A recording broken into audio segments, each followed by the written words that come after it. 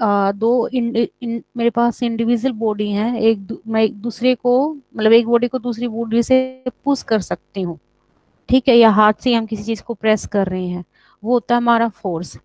But मान लो कोई body, जैसे हम किसी चीज को प्रेस कर रहे हैं, बट वो अपोज कर रही है, इंटरनल रेजिस्टेंस के कारण वो चीज अपोज कर रही है अपनी अपने आप को वापिस से उसी फॉर्म में लाने के लिए, ठीक है। तो जो इंटरनल उस एलिमेंट्स के अंदर जो इंटरनल रेजिस्टेंस होती है उसको हम बोलते हैं फोर्स, यानी कि वो अपने आप को डिफॉर्म नहीं होना देना चाह रही। तो जो इंटरनल रेजिस्टेंस होता है, जो फोर्स लगता है हमारा एलिमेंट्स के कारण, वो होता है स्ट्रेस, ठीक है। तो हर एक फोर्स, जैसे मैं स्ट्रेस मतलब एवरी फोर्स स्ट्रेस, जो स्ट्रेस हमारा वो तो फोर्स होगा ही, but every force is not stress force. और जो स्ट्रेस होता है वो हमारा इलास्टिक बॉडी पे ही अप्लाई होता है, इलास्टिक मतलब इलास्टिक मटेरियल है जो हमारा। तो आज हम करने वाले हैं, कल हमने किया था स्टेट ऑफ स्ट्रेस, जो कि किसी भी मुझे पॉइंट्स का स्टेट ऑफ स्ट्रेस निकालना है, तो उसको मैं इस फॉर्म में निकाल देते थे हम, कि जो टी जो मेरे पास स्ट्रेस वेक्टर है। मैम स्क्रीन विजिबल नहीं है। और अच्छा, मैं एक बार लॉग आउट हो गई थी ना, बोल के तो करते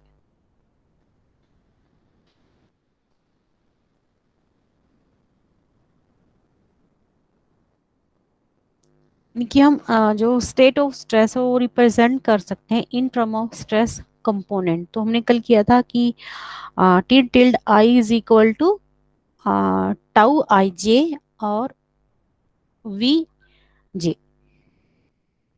स्क्रीन शो हो रही है? हाँ मैम अब शो हो रही है। ओके। तो आज हम करेंगे बैलेंस लॉ, एक तो लीनियर मोमेंटम की फॉर्म में, और दूसरा हमारा जो मोमेंटम होता है एंगुलर मोमेंटम। दो टाइप का मोमेंटम हमारे पास, लीनियर और एंगुलर मोमेंटम। तो इसमें क्या होगा, आपका मेन जो है न्यूटन सेकंड लगेगा। न्यूटन सेकंड लॉ क्या होता है, the time rate of change of momentum. Momentum क्या होता है पता है सबको, m इंटू में v, that is a momentum, mass into में velocity of that body, is equal to the resultant force on the elastic body. तो ये है हमारा न्यूटन सेकंड लॉ, यानी कि time rate of change of linear momentum is equal to the इसका rate of change D by D T, M V is equal to resultant force on the elastic body. तो अब इसमें हम क्या करने वाले हैं यहाँ पे, यहाँ पे ये मिस्टेक है, टाउ आई जे आएगा हमारा, ठीक है। सो अर्लियर हमने जो स्टडी किया था, स्टेट ऑफ स्ट्रेस किया था एट ए पॉइंट। यदि हम उस पॉइंट को चेंज करें, if it is desire to move one point to another, तो स्ट्रेस कंपोनेंट पे क्या फर्क पड़ेगा, हम उनको कैसे कंट्रोल करेंगे, उनकी वैल्यू कैसे निकालेंगे। The stress component will be change, यदि हम पॉइंट को ही चेंज करें तो ऑब्वियस है स्ट्रेस कंपोनेंट भी चेंज हो गए। Therefore it is necessary to investigate the equations and conditions which control the way in which they change. यानी कि जो स्ट्रेस कंपोनेंट में चेंज हो रहा है, वो भी चेंज होने की क्या कोई कंडीशन है या कोई इक्वेशन है जिसकी हेल्प से हम ये बता सके कि इसमें कितना क्या चेंज हो रहा है। So while the stress tensor tau I J has to satisfy 6 compatibility condition, ये हम आगे निकालेंगे अभी, ठीक है। वो 6 इक्वेशन आगे हम डिराइव करेंगे अभी। The component of stress tensor must satisfy three linear partial differential equation of first order, वो भी हम आगे निकालने वाले हैं। So the principle of balance of linear momentum give us these equations। तो पहले हम इसका डेरिवेशन करेंगे। तो सबसे पहले हमने कंटिन्यूअस मीडियम ले लिया इन इक्विलिब्रियम विद वॉल्यूम है tau and bounded by the closed surface sigma. ये इस तरह की मान लो ये है हमारा सरफेस है सिग्मा, इसका जो वॉल्यूम है that is tau. Let F I be the component of body force per unit volume, that is F I, and tau I V be the component of surface force. क्यों? क्योंकि ये बोला गया यहाँ पे इक्विलिब्रियम में, तो हर जो दो टाइप के हमारे फोर्सेस हैं हम दोनों ही कंसीडर करके चलेंगे यहाँ पे।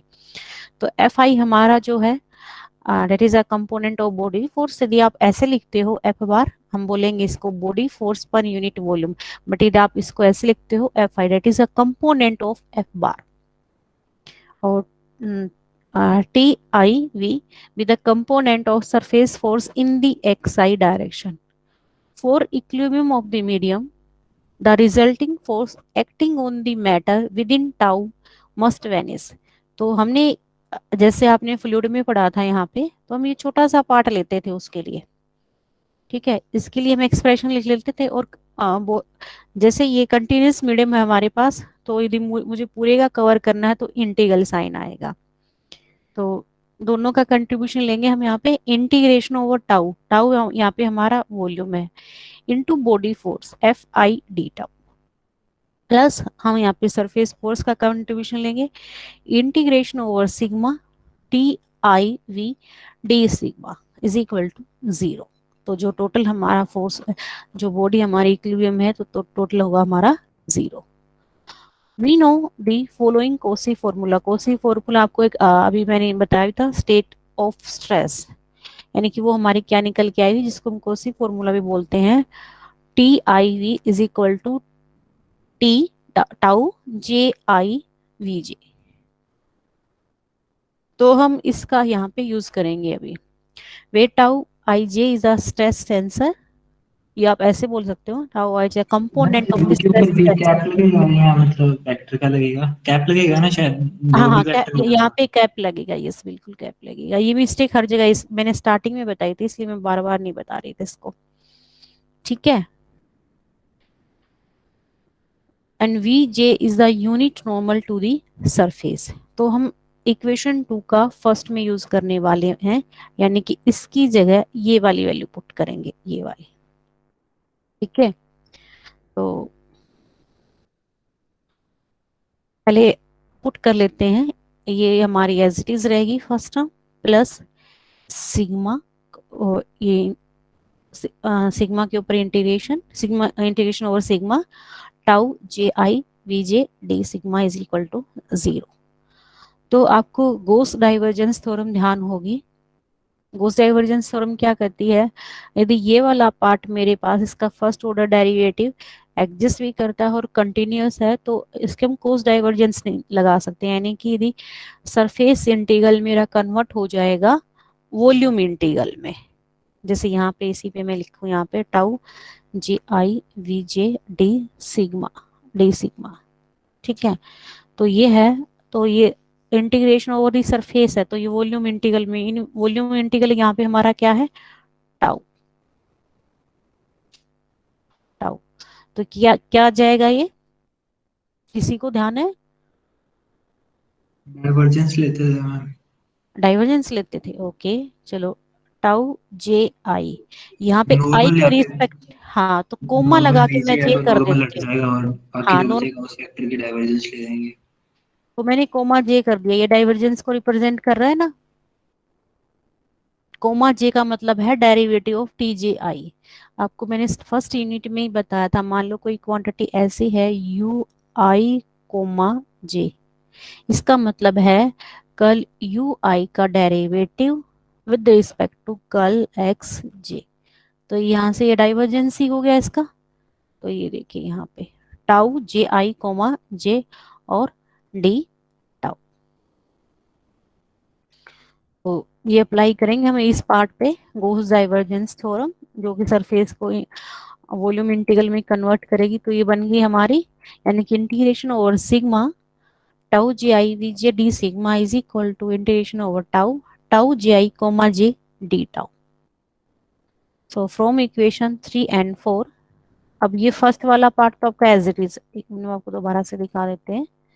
तो ये वाला तो एज इट इज, ठीक है, प्लस ये वाला हमने अभी मॉडिफाई किया है इक्वेशन 4 का यूज करके। तो यानी कि डी सिग्मा दोनों में कॉमन आ गया है यहाँ पे, डी टाउ से डॉट मैम सिग्मा। स्टार्टिंग में टाउ को वॉल्यूम का एलिमेंट लिया था क्या आपने? हाँ वॉल्यूम के लिए लिया था, यहाँ पे एक्चुअली आप वी भी ले सकते हो, कैपिटल वी लेना ज्यादा अच्छा रहेगा, क्योंकि स्ट्रेस कंपोनेंट हम यहाँ पे ये इसलिए लिया है, क्योंकि ये जो स्ट्रेस कंपोनेंट है तो टाउ आई मैम जे टाउ ये वन वन कर रहे हैं, तो इसलिए टाउ टाउ जे भी ले आई सकते है, ये भी वॉल्यूम का एलिमेंट थोड़ी है, हैं। ये नहीं तो कोई एक्चुअली मतलब नहीं, क्या बोल रहे मिक्स हो? हो रही है नोटेशन। मिक्स नहीं हो रही क्या, क्योंकि जो स्ट्रेस कंपोनेंट है हमेशा उनके नीचे सुफिक्स आएगा कुछ ना कुछ ऐसे। ठीक है, बट आप अपनी सहूलियत के अकॉर्डिंग यहाँ पे वी ले सकते हो, हर जगह वी लिखना। ठीक है, तो कंफ्यूज नहीं होगे। टाउ हाँ ये अभी मैम, थोड़ा ध्यान मैंने इसलिए रखना। कहा क्योंकि टाउ को अपनों ने टाउ आई जे जे आई के ऊपर जो नोटेशंस वगैरह उसके अंदर यूज किया था, मतलब टाउ को यूज किया हुआ है पहले। तो टाउ स्ट्रेस कंपोनेंट के लिए ना। हाँ मैम, तो यहाँ पे एक हाँ गलत ही लिया हुआ है वैसे तो, हाँ, क्योंकि नहीं कोई बात नहीं, वो गलत नहीं है। वो गलत इसलिए नहीं है क्योंकि स्ट्रेस कंपोनेंट में हमेशा यहाँ सोफिक्स में कुछ ना कुछ आएगा। हम ऐसे थोड़े बोल रहे हैं कि जो टाउ है मेरा वो स्ट्रेस कंपोनेंट है, नहीं। मैं तो टाउ आई जे को स्ट्रेस कंपोनेंट बोल रहे हैं ये तो।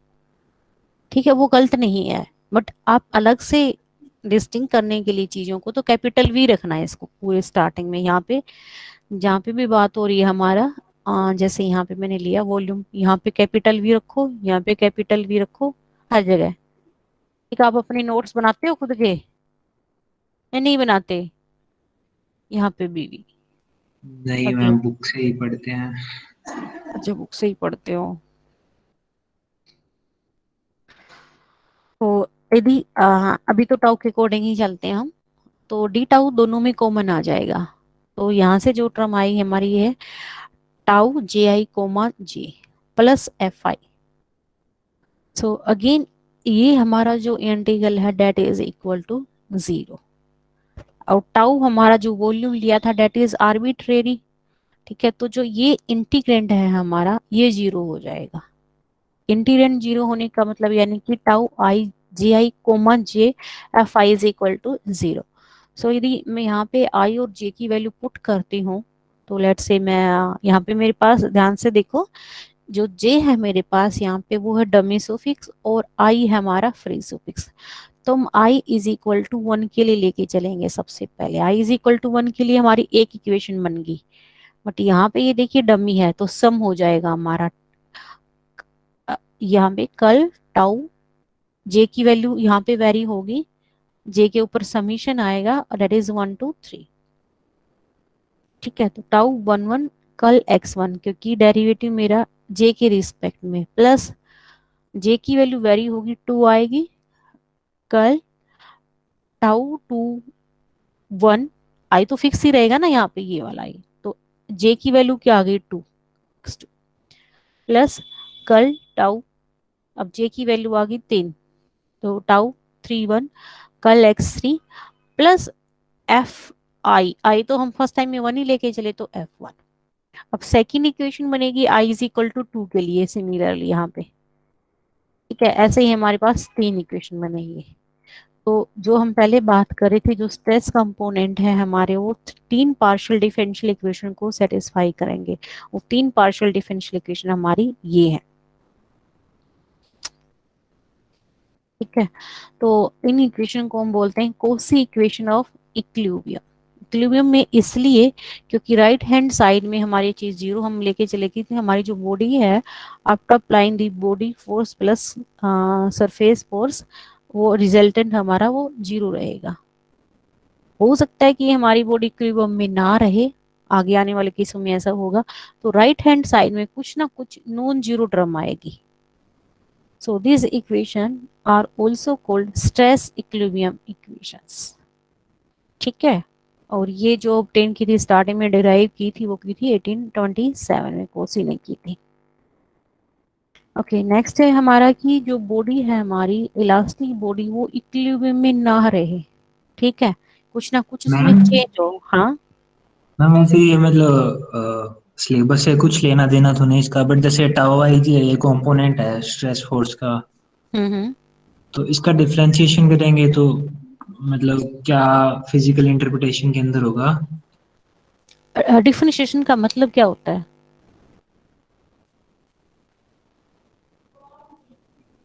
मैम जैसे नॉर्मल जो था उसके अंदर तो कोई भी चीज के साथ स्लोप देखते थे अपने, मतलब। हाँ बट और यहाँ पे ये मतलब क्या कहते हैं इसको, टाउ आई जे की मैट्रिक्स को क्या कहा था, वेक्टर को जो जनरलाइज किया था ना, मैं भूल गया क्या बोल रहे थे इसको। तो इसका नहीं पता इसके अंदर डिफरेंशिएशन का क्या मतलब होगा। डिफरेंशिएशन होता है रेट ऑफ चेंज। ठीक है, किसी क्वांटिटी में कितना चेंज हो रहा है। अब हमारा यहाँ पे है ये 3D। ठीक है, अब 3D में एक्स डायरेक्शन में, x1 डायरेक्शन में कितना हो रहा है, x2 डायरेक्शन में कितना हो रहा है, x3 डायरेक्शन में कितना हो रहा है। इसलिए इसका स्ट्रेस कंपोनेंट का यानी कि फोर्स में क्या चेंज हो रहा है x1 और x2 x3 डायरेक्शन में। तो स्ट्रेस कंपोनेंट का डेरिवेटिव इसलिए हम कर रहे हैं पॉसिबल है। स्टार्टिंग में ही हमने बोला था, देखो एक पॉइंट पे तो कोई दिक्कत नहीं है, बट यदि हम पॉइंट ही चेंज कर दें, पॉइंट को ट्रांसफॉर्म कर रहे हैं नई जगह, तो स्ट्रेस कंपोनेंट में भी चेंज होगा। वो जो चेंज है यहाँ पे वो डेरिवेटिव की फॉर्म में आया है। यदि उसमें चेंज हो रहा है तो यानी कि वो change rate of change that is the derivative of the stress component.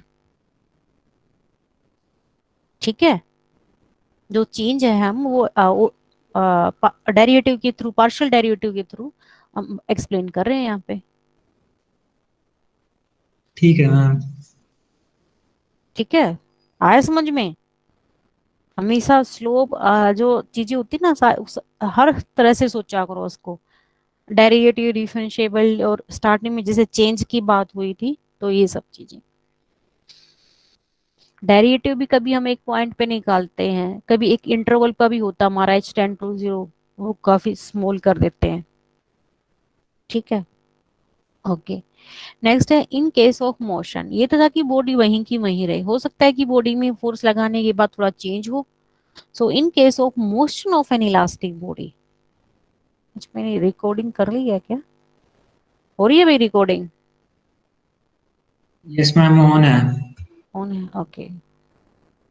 तो यदि मोशन होता है उस केस में क्या होगा हमारा, तो टाउ Ji, J+Fi, ये तो एज इट इज रहेगी। ठीक है, is equal to rho into में यहाँ पे ये है u, ये है u I double derivative, where u is the velocity. U हम यू आई है यहाँ पे, इसका डबल डेरिवेटिव है, यानी कि ये है हमारा double derivative with respect to x.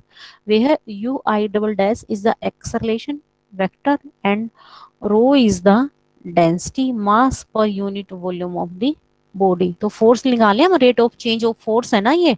अभी जैसे मोमेंटम का मैंने आप लोगों को बताया था, एम इंटू में v, v is the velocity. तो रेट ऑफ चेंज एम हमारा बाहर आ गया, और कल वी ओवर कल टी यानी कि एक्सेलरेशन हमारा ये आ गया। यदि बॉडी में चेंज होता है, यदि वहीं की वहीं रह जाती है, यदि तो बॉडी में चेंज सॉरी मोशन होता है, तो उस केस में हमारा राइट हैंड साइड में कुछ टर्म जरूर आएगी।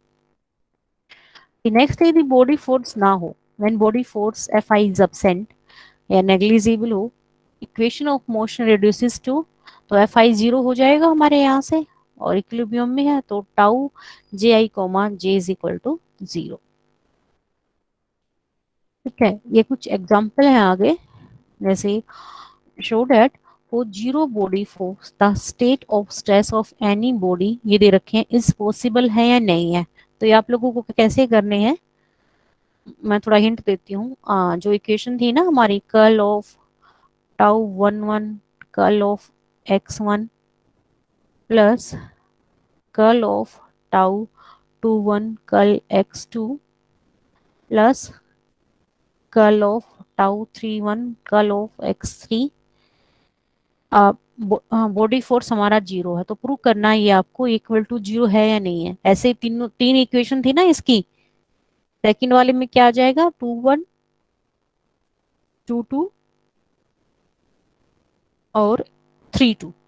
ठीक है, तो ये तीनों यदि इक्वल टू 0 हो रहा है, ये एक्सप्रेशन, टाउ 1 1 की वैल्यू आपको दी हुई है, टाउ 2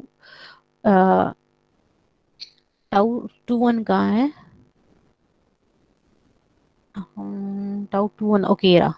ठीक है, और टाउ 3 1, ये वैल्यू आपको पुट करनी है, इनका डेरिवेटिव करना। अब यहाँ पे x1 x2 x3 है, तो यहाँ पे हमारा किस फॉर्म में भी रखा है, XYZ, तो यहाँ पे XYZ हो जाएगा, वाई और जेड। तो इक्वल टू 0 हो रहा है तो ठीक है, कि जो ये हमारे स्ट्रेस कंपोनेंट की वैल्यू दी हुई है that is the possible form of the state of stress. ऐसे ही आपको इसके लिए करना है। ठीक है, तो तीनों एग्जाम्पल आपको करके देखने हैं। ओके, नेक्स्ट है बैलेंस ऑफ एंगुलर मोमेंटम। वहां पे लीनियर मोमेंटम था सिंपल, यहाँ पे हमारा एंगुलर मोमेंटम आ जाएगा। Time rate of change of angular momentum वहां पे लीनियर था। About the origin is equal to the resultant moment. Moment आप लोगों को पता है क्या होता है?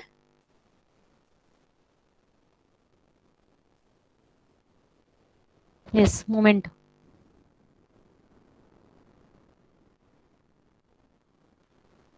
क्लासिकल मैकेनिक्स पढ़ा है? चल रहा है मैम अभी। चल रहा है तो मोमेंट सर ने करवाया होगा। पता नहीं मैम, मैं तो क्लास लगा ही नहीं। अच्छा, तुम क्लास ही नहीं लगा रहे। कोई और भाई?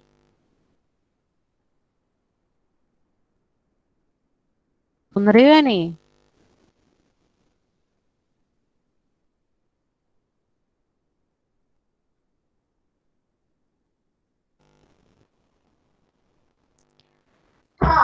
मास इनटू वेलोसिटी होता है मैम। मास इनटू वेलोसिटी, ये सही कह रही है अभी?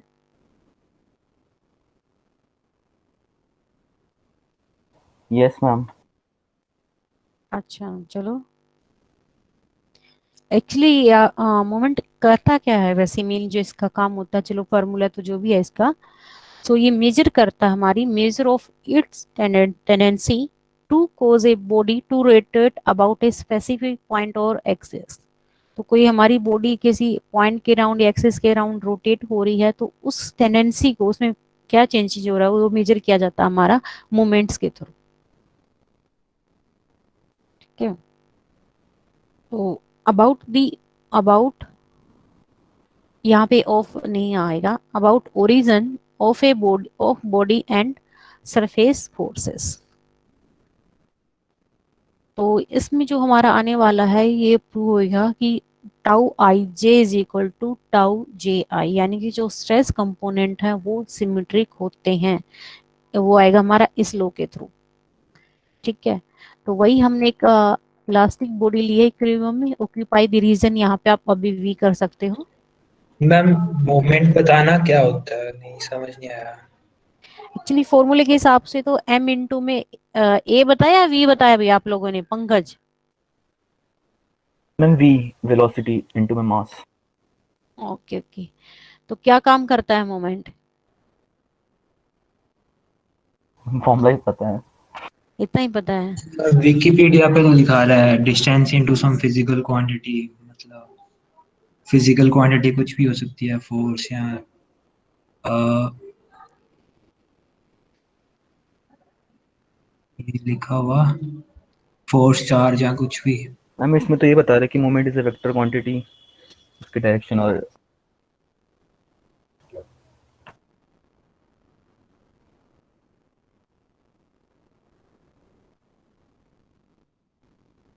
चलिए ये बताएगा कि जो हमारी फिजिकल क्वांटिटी है वो कैसे लोकेटेड है।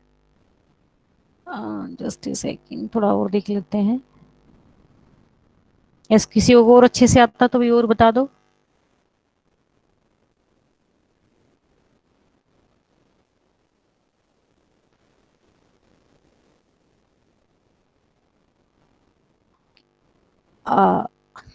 मोमेंट आपने जो बताया है, जो एम इंटू में मुझे वेलोसिटी क्या बता रहे हो, वेलोसिटी बता रहे हो ना, date is a momentum.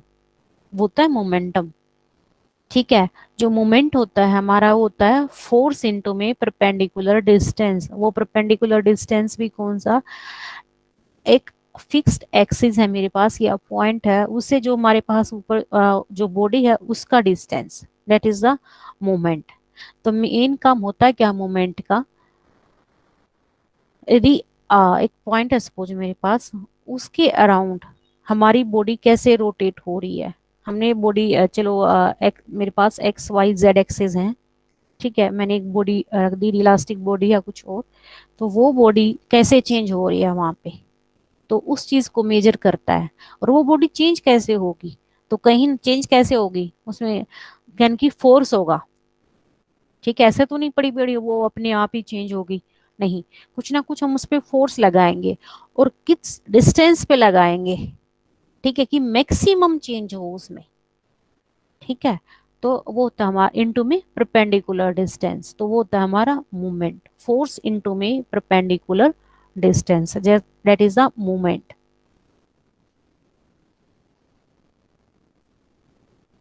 Okay, तो लेट्स से हमारे पास एक कंटिन्यूअस बॉडी है इक्विलिब्रियम में, जिसका occupying the region V bounded by the surface sigma.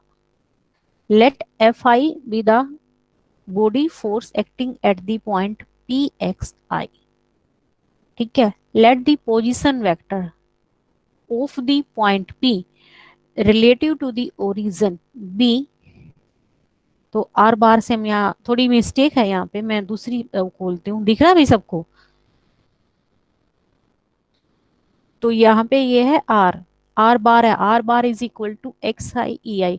Are position vector क्या होती है हमारी, x i cap plus y j cap plus z j cap, but हम ऑर्थोगोनल कोलिनियर कोऑर्डिनेट्स में है यहाँ पे, तो आर कैप जो होगा हमारा एक्स आई इंटू में ई आई कैप की फॉर्म में लिखेंगे। Then the moment of force, force into में परपेंडिकुलर डिस्टेंस। आवाज आ रही है मेरी? Yes ma'am. Yes okay, ma'am आ रही। तो मोमेंट ऑफ फोर्स क्या होगा हमारा आर बार, चलिए रुको एक, अच्छे से दिख रहा है तुम लोगों को? Yes ma'am. ये मिस्टेक नहीं है जो मेरे वाले में ओवरराइट का आ रहा है कुछ, आपके वाले में ठीक है क्या ये? मैम ये तो वैसे ही दिखेगा जैसे आपको दिख रहा है, स्क्रीन ही तो शेयर अच्छा, हुई है। हाँ हाँ सही है, ठीक, चलो ठीक है, एक बार उल्टे सुल्टे क्वेश्चन भी पूछ लेने चाहिए, है ना? चल कोई, मैं अभी दिखा देती हूँ, मेरे पास दूसरी पीडीएफ है सेम, मैं उसमें दिखा रही हूँ, बट वो अलग से शेयर करनी पड़ेगी मुझे, है ना? चलो दोबारा मैं फुल स्क्रीन शेयर करती हूँ आप लोगों को।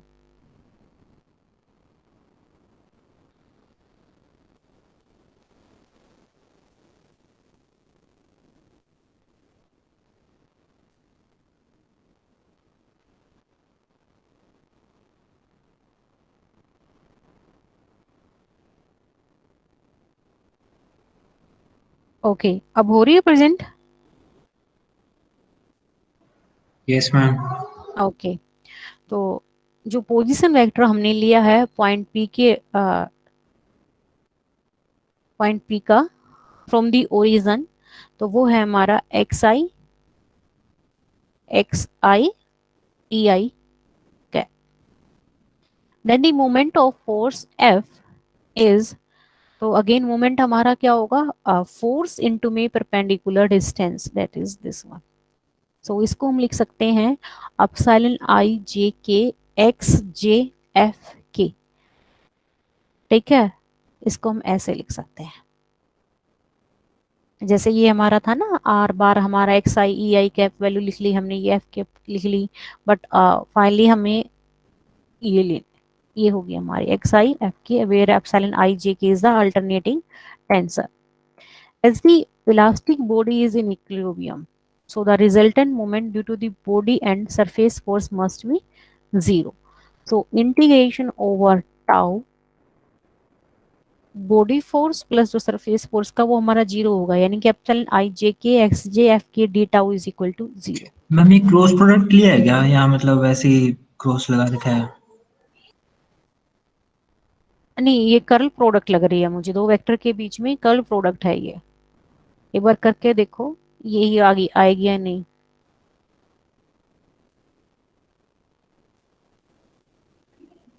मैम ये आगे तो अलग ही लिख रखा है ना इसने खुद से ही, वो जस्ट ए सेकंड, अभी बता देते हैं। एप्सिलॉन आई जे के, ये टेंसर है कुछ।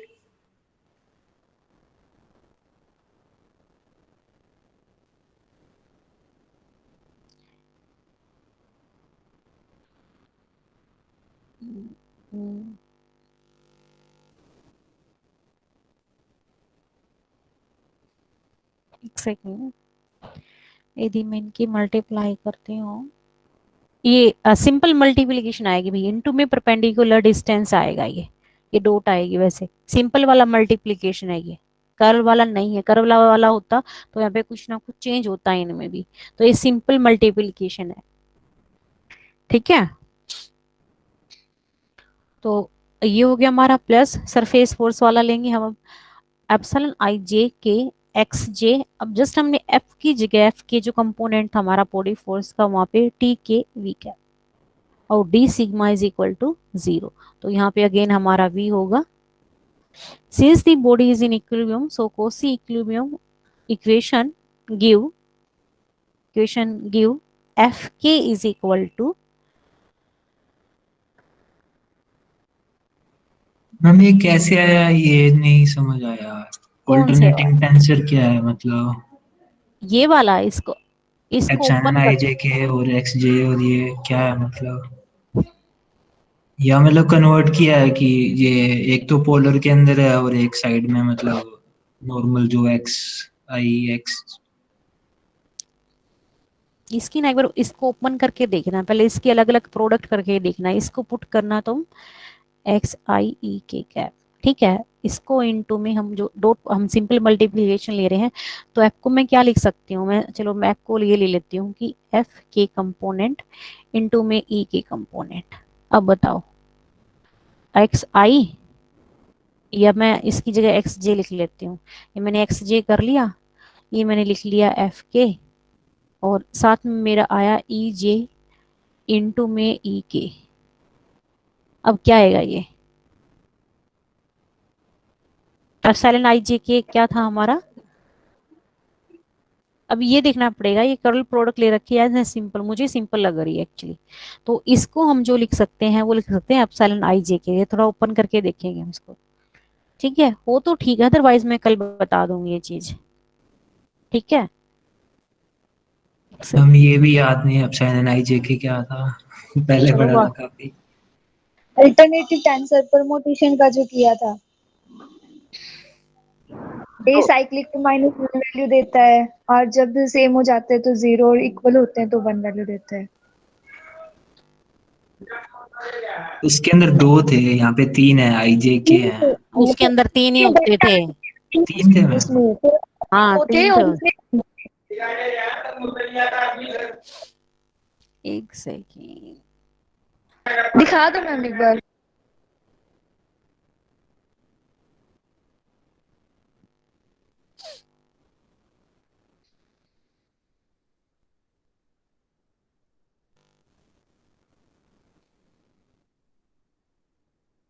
ओके ये हमारा था उसमें वाला, और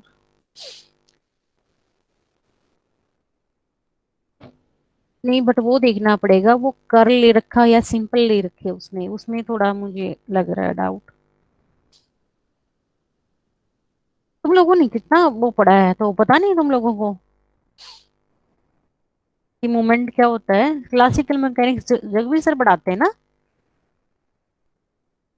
तो यार इससे अच्छा तो यहाँ से ढूंढ लेते हैं हम। मैम ट्वेल्थ में पढ़ा था शायद, कुछ मोमेंट ऑफ इनर्शिया याद आ रहा है, उसके बाद में फिजिक्स आई नहीं।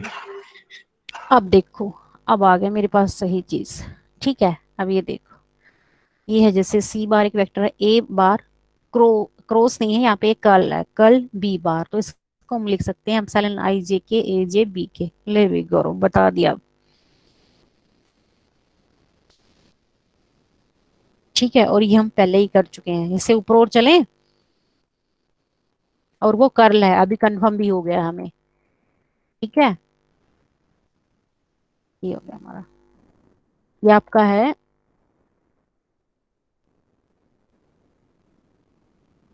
हो गया, या और पीछे हाँ चलिए मैम आ दो। गया, याद आ गया। हाँ अब पढ़ा नहीं था पहले, काफी टाइम हो गया ना।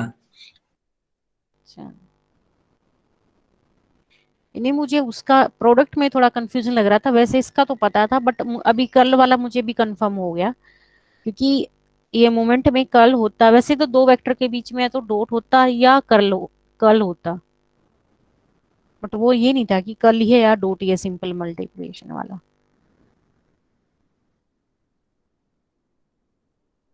ज्यादा ही आगे चले गए हम, है ना।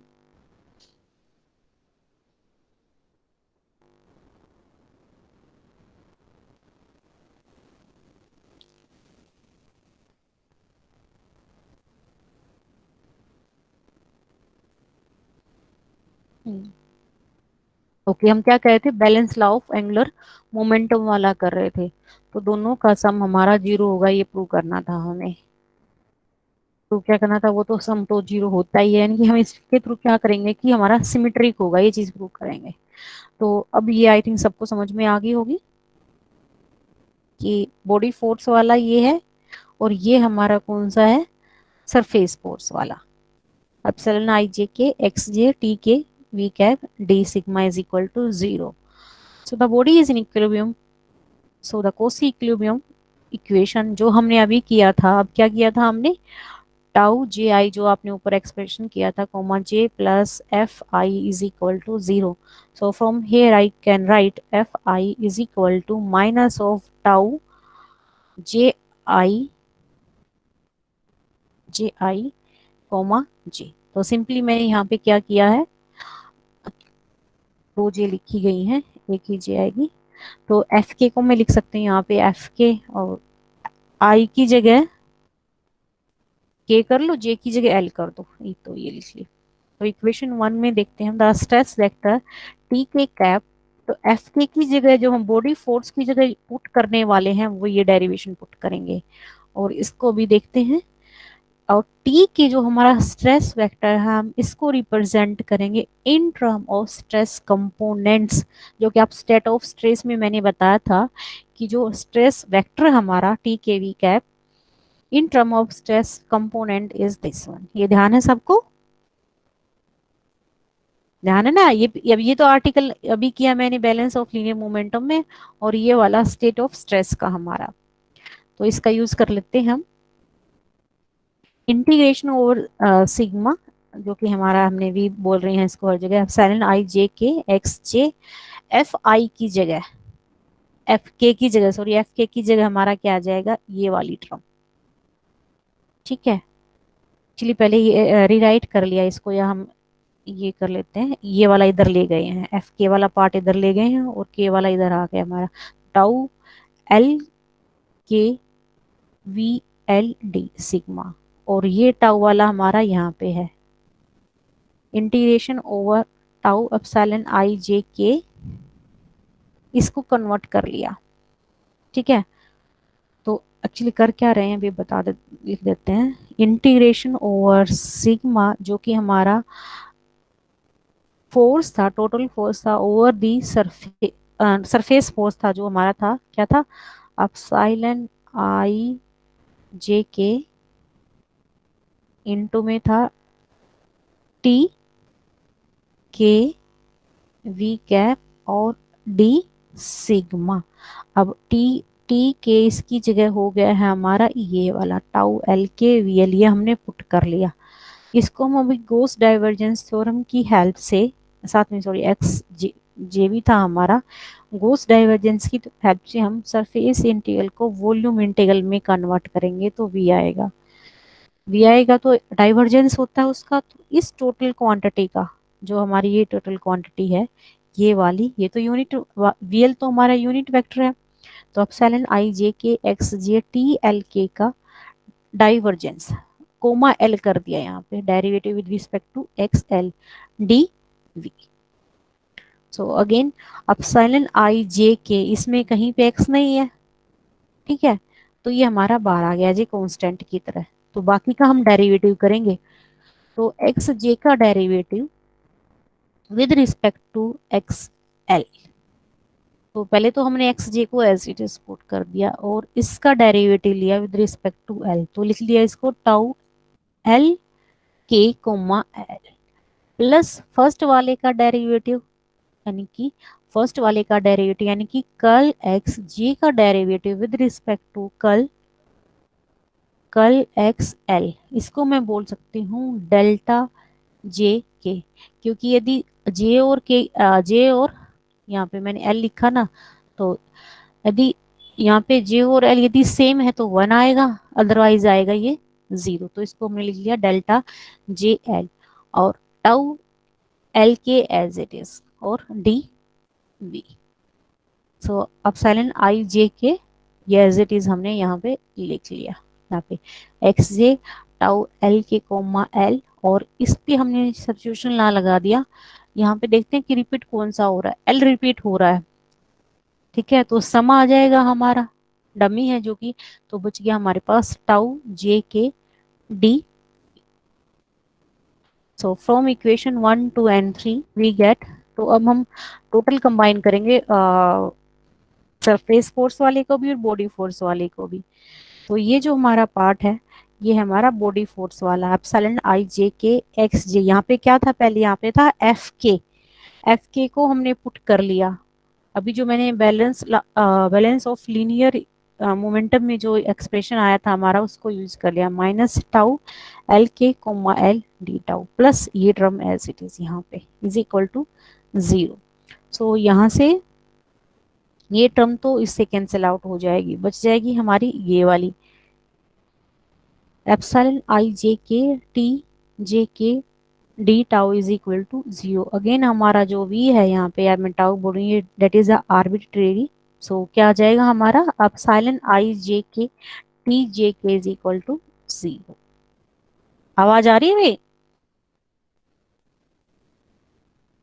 Yes ma'am. हाँ, तो समझ में आ रहा है या मतलब सो गए हो, कुछ पूछ भी नहीं रहे, या समझ में आ रहा है सब?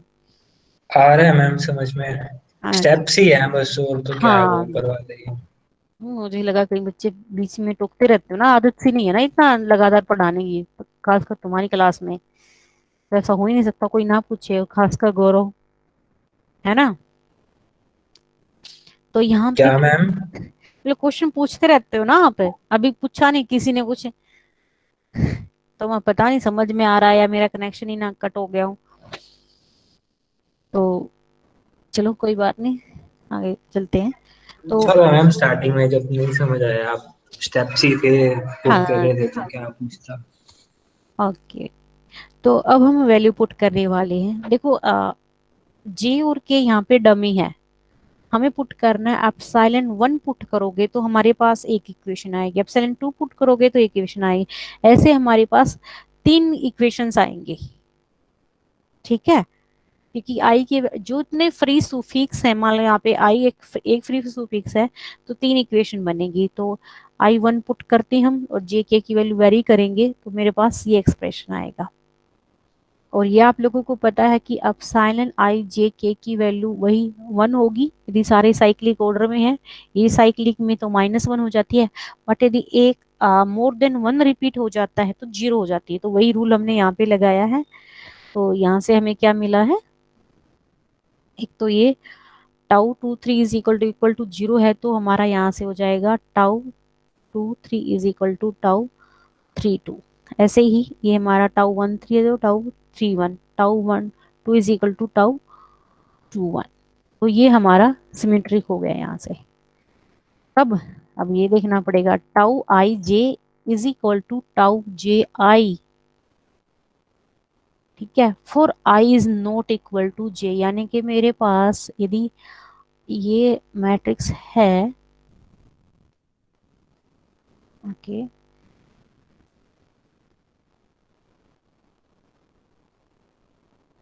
ये थी ना मेरे पास मैट्रिक्स, तो ये होती है ना कि जो tau 1 1 tau 1 2 tau 1 3 tau 2 1 tau 2 2 tau 3 3 tau 3 1 tau 3 2 tau 3 3। तो आई इज नॉट इक्वल टू जे के लिए मेरे पास क्या आया है कि टाउ आई जे की वैल्यू टाउ जे आई आ गई, तो सिमेट्रिक होगी, आई इज नॉट इक्वल टू जे के लिए, यस तो मैम, अपर और सारे लोअर डायगोनल इक्वल हो जाएंगे। इक्वल हो गई, यस, हाँ। तो इसलिए हमारा ये सिमेट्रिक हो गया, और वह बाकी सारे एज इट इज रहेंगे, ठीक है। Tau 1 1 tau 2 2 tau 2, these are the diagonal elements, और बाकी के जो हमारे जैसे tau I J is equal to tau J i, they are equal. तो ये हो गया हमारा कोसी सेकंड लॉ भी बोलते हैं इसको, ठीक है। अब पहले आप क्या निकालते थे, हमेशा निकालते थे। यहाँ पे यदि टोटल मैं काउंट करूँ, मेरे पास 3 क्रॉस 3 की मैट्रिक्स है, ये 9 कंपोनेंट्स है, ठीक है। बट यहाँ पे मेरी मुझे यदि निकालनी पड़ेंगे ये स्टेट ऑफ स्ट्रेस निकालने, तो मुझे सारे कंपोनेंट निकालने पड़ेंगे। बट अभी मुझे पता चला कि ये सिमेट्रिक भी है। तो यानी कि एक तो मुझे ये निकालना पड़ेगा, एक ये निकाल दूंगी तो ये ऑटोमेटिक निकल जाएगा क्योंकि इसके सिमेट्रिक है। ऐसे ये निकालना पड़ेगा, बट ये सिमेट्रिक के कारण बस यही और ये। तो कितने कंपोनेंट मुझे निकालने हैं? 1 2 3 4 5 6। तो मुझे यदि स्टेट ऑफ स्ट्रेस निकालनी है तो I have to calculate only 6 component. तो यही वही बात बता रहा कि 9 की जगह हम 6 निकालेंगे। सेकंड नोट है, in summary the 6 component of state of stress must satisfy 3 partial differential। ये वाली हमने कहा था कि जो स्ट्रेस कंपोनेंट है वो पार्शियल डिफरेंशियल इक्वेशन को सेटिस्फाई करेंगे। तो इसको भी इकोशी फर्स्ट लॉ को with in the body force and 3 relation इसको सेटिस्फाई, जो कि हमारी स्टेट ऑफ स्ट्रेस है। ओके, थर्ड देखते हैं, थर्ड नोट क्या है। मैम ये तो बहुत पुराना है फिर, मतलब प्योर मैथ्स के अंदर भी इतनी डेवलपमेंट नहीं हुई थी, तभी इसका निकाल लिया था ये। बिल्कुल। प्योर मैथ्स भी ये मतलब 19 ये 20th सेंचुरी के अंदर ज्यादा निकला है, मतलब रिजल्ट्स वगैरह और ये सब। जो आप फ्लूइड और मैकेनिक ऑफ सॉलिड पढ़ते हो ना, वो तो बहुत पुराने वाला पढ़ रहे हो। नए वाला तो अभी आप तक ने कुछ देखा ही नहीं है ही नहीं। ठीक है, और ये हाँ चीजें ये पहले तो डिस्कवर हो चुकी हैं ये सारी। हाँ मैम ये देखा था, हाँ, मैनीफोल्ड्स और पता नहीं क्या क्या आ रखा है, बहुत प्योर ज्यादा में क्या कॉम्प्लेक्स है, है। चीजें हम सोच भी नहीं सकते, और डेली की डेली कुछ नॉन ऐसी प्रॉब्लम है जो अब तक एक सोल्व नहीं वो हुई, मैम पता हमें नेवियर तो। स्टोक्स इक्वेशन भी तो है फ्लूइड डायनामिक्स में, आपने देखी होगी, उसके ऊपर $1 मिलियन का वो भी है, अभी तक सोल्व नहीं हुई सोल्व मतलब। नहीं हुई, हाँ हाँ, बिल्कुल। Just a second.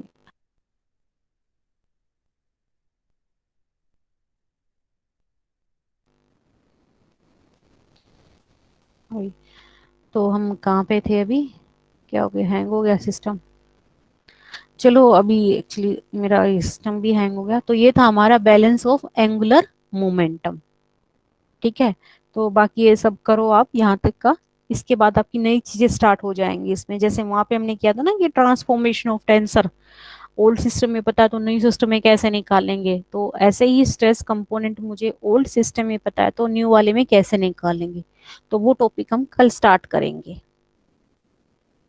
ठीक है। आवाज ओके आ मैम। रही?